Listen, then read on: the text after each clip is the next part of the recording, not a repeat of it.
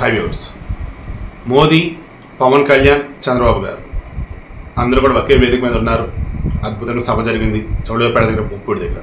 ఇప్పుడు ఎలక్షన్ కూడా అమల్లో ఉంది కదా ఏపీలో. దాంతో ఎక్కడికక్కడ అన్ని పార్టీలకు సంబంధించినటువంటి ఫ్లెక్సీలు, బ్యానర్లు మొత్తం తీసేస్తున్నారు. ఎలక్షన్ కూడా రావడానికి ముందే ఈ టీడీపీ నుండి ఫ్లెక్సీలు, బ్యానర్లు, హోర్డింగ్లు అన్నీ తీసేశారు. అదేంటంటే ఎన్నికలు రాబోతుంది, అదే లేదు. మరి వైసీపీ తీరేదంటే నో ఆన్సర్. ఇప్పుడు ఎలక్షన్ కోడ్ కదా, ఖచ్చితంగా వైసీపీ చేతిలో బందీలుగానో బాన్సలో ఉండటానికి లేదు అధికారులు.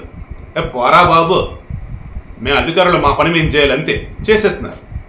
అలా వైజాగ్ చాలా సుందరమైన నగరం, దానిని వైసీపీలో ఫ్లెక్సీలతో హడావుడితో కంపు చేసి పెట్టారు. ఇప్పుడు అదంతా తీసేస్తే అబ్బా ఎంత బాగుందిరా వైజాగ్ అని ఫీల్ వస్తుంది. ఓకే, ఇక ఇప్పుడు చంద్రబాబుకు సంబంధించి ఆయన ఎందుకు గెలిపించుకోవాలి ఏంటి అన్నప్పుడు సింపుల్ లాజిక్. అమరావతి రీబిల్డ్ చేసుకోవాలి, పోలవరం కంప్లీట్ చేసుకోవాలి, ఏవైతే విదేశీ పెట్టుబడులు ఆగిపోయినాయో వాటిని తీసుకురావాలి, ఏవైతే కంపెనీలు వెళ్ళిపోయినా మరలా వాటిని తీసుకురావాలి, ఆంధ్రప్రదేశ్లో ఉండే ప్రజానికానికి అభివృద్ధిని చూపించాలి, ఆంధ్రప్రదేశ్లో వంటి నిరుద్యోగులకి ఉద్యోగ అవకాశాలు కల్పించాలి, ప్రభుత్వ ఉద్యోగులకి ఇన్ టైంలో జీతాలు ఇవ్వాలి, సంక్షేమ పథకాలకు సంబంధించి అప్పులు తీసుకురావడం కాకుండా అప్పులలో వీళ్ళకి సంక్షేమానికి ఇచ్చిన మిగతా డబ్బులతో అభివృద్ధి చేసుకుంటూ ముందుకెళ్ళాలి. ఇలా చెప్పుకుంటూ పోయినట్టయితే శ్రీ సిటీ, అటు రాయలసీమకు సంబంధించి అక్కడ కంపెనీస్ వచ్చి అక్కడ వాళ్ళకి ఉపాధి అవకాశాలు, ఇటు వైజాగ్లో వచ్చేసి software and pharma related, development related అక్కడ అవి చేయటాలు, అండ్ అమరావతికి సంబంధించి రీబిల్డ్ చేస్తూ ఎక్కడైతే అర్ధాంతరంగా జగన్మోహన్ రెడ్డి ఆపేస్తున్నాడు ఒక కులం పేరు చెప్పి, అక్కడ ఉన్నదేమో ఎక్కువగా బీసీలు, ఏ కులం అయితే చెప్పని ఇది చేసి దాన్ని దారుణంగా అలా ఉంచున్నాడు. ఇప్పుడు అగైన్ మరలా దాన్ని రీబిల్డ్ చేయాలి.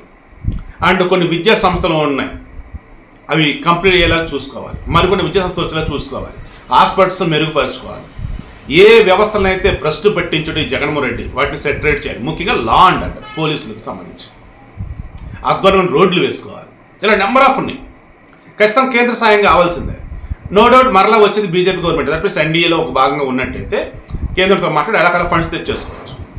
ఒక పక్క పవన్ ఉన్నాడు, మరొక చంద్రబాబు ఉన్నారు. ఆబ్వియస్లీ ద బెస్ట్ అన్నది రాష్ట్రానికి వచ్చింది. మోదీ చెప్తున్నాడు, రాష్ట్రానికి సంబంధించి వాళ్ళు ఏం చేశారో చెప్తున్నారు. బట్ జగన్ ఏం చేయాలని చూసుకుంటూ ఉన్నప్పుడు ఫండ్స్ అన్ని కూడా డైవర్ట్. చంద్రబాబు ఉన్నప్పుడేమో ఇన్స్టిట్యూషన్స్ సంబంధించి, ఆజ్ఞకు సంబంధించి ఆయన ఎఫర్ట్స్ పెడితే, జగన్మోహన్ రెడ్డి వచ్చేసి అప్పులు కాదుకూడదు అన్నప్పుడు ఆయన మీద ఉన్న కేసులు, వాళ్ళ తమ్ముడు అవినాష్ మీద కేసులు, వీటికి సంబంధించి ఢిల్లీ వెళ్తారు, ఏదో చేయటాలు అన్నట్టుగా ఇదిగో ఈరోజు అందరికీ అర్థమవుతూనే ఉంది. సో వీడియోకి ఇంట్రెస్ట్ మీకు అర్థమైంది కదా. స్వచ్ఛమైనటువంటి ఆంధ్రప్రదేశ్ మనంతా చూస్తూ ఉన్నాం, ఎందుకంటే చెత్త అంతా కూడా తొలగిస్తున్నారు. అండ్ రాబోయే ఎన్నికలకు సంబంధించి ఒక క్లారిటీ అయితే మీ అందరికీ ఇవ్వటమే నా యొక్క మెయిన్ ఇంట్రెస్ట్. మరలా చెప్తున్నా, జగన్మోహన్ రెడ్డి అంటున్నారు కదా నేను మంచి చేస్తాను అనుకుంటే నాకు ఓటేయండి. ఆ మంచి అంటే ఆయన చెప్పమనండి చాలు, బటన్ నొక్కే డబ్బులు వేసి. ఇది కాకుండా ఇంకేదో చెప్తున్నా చెప్పమనండి. అదే చంద్రబాబు అయితే ఎన్ని చెప్పగలడో చూడండి ఒకసారి మీరే.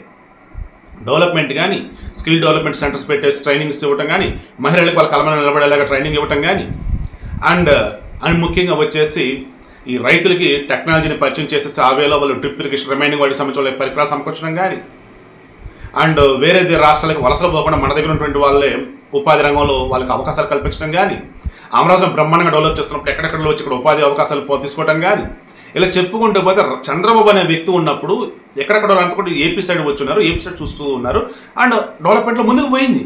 కానీ జగన్మోహన్ రెడ్డి వచ్చి రావటం వల్ల వలసల మీద వలసలు, ఏపీ నుంచి వెళ్ళిపోవటం ఎక్కడికక్కడ. అదేమంటే ఇది 1-2 పథకాల పేరు చెప్పి నేను అంత చేస్తే ఇంత చేసి అర్థమైందంటే చివరికి వాళ్ళు ఇంట్లో ఆడవాళ్ళు అంటున్నారు, ఈయనకు ఓటు వేయద్దురా బాబు, రాష్ట్ర సర్వనాశనం చేశాడు, ఇంట్లో వాళ్ళనే మోసం చేశాడు, హత్యారచకని ప్రోత్సహిస్తా ఉన్నాడు అని చెప్పేసి. ఇవన్నీ నేను చెప్తున్నా కానీ ఇంకా మరొక ఎవరో కామెంట్లు పెడుతున్నారు. అయ్యా బాబు ఒక్కసారి సరే మీరంటే వదిలేసండి, మీరు జగన్ బానిస ఓకేనా, మీ ఇంట్లో గురించి ఆలోచించండి, పోనీ మీకు తెలిసిన గురించి ఆలోచించండి, మీ పిల్లల వాళ్ళ గురించి ఆలోచించండి. రాజకీయం అన్నాక అది మనకు కూడి పెట్టదు, గుర్తుంచుకోండి. వాళ్ళకి అవసరం అది, మనకు కాదు. మనకు కావాల్సింది రాష్ట్రానికి మేలు జరగటం కావాలి. ప్లీజ్.